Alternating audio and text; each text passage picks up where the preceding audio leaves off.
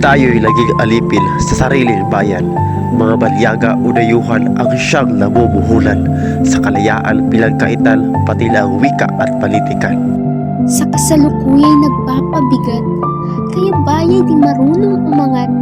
Hanggang kailan tayo magiging ganito? Kalaya ay kailan matatamid? Ipagtanggol ang mga apit mahihina, iwaksi ang diskriminasyon at kawalan ng hustisya, magtulungan at magkaisa upang ang lipunan ay maging mas maayos at malaya. Susungkitin ng bituin upang matagal ng pinaglalaban ay makamtan, isulong ang karapatan at ibahagi sa mamamayan upang mabigay ng kamalayan. Ano nga ba ang ating kalagayan? Kailangang malaman ng kasaysayan upang ito'y maagapan.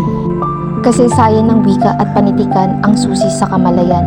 Buksan ang isipan upang maliwanagan sa mga yamang nakatago sa ating puso na siyang dahilan ng ating hindi paglago. Ito'y isang daan upang tayo'y maging tunay na mayaman sa wika, kultura, paniniwala at maging sa kalakalan. Hindi lamang ito patungkol sa usapang salapi, kundi pati na rin ang pagkilala sa ating sariling lahi. Kaya't ating imulat ang ating mga mata at sa tunay na sistema'y mas maging maalam pa. Ang kaalaman ay isang sanlata upang bansay iangat, pagyamanin at pagtibayin pa ang mga prinsipyong salat. Tenga ay buksan, Isip ay lawakan, tayo'y magsamahan. Ako, ikaw, tayong lahat ay magtulungan sa pagsugpo ng iba't ibang isyong panlipunan.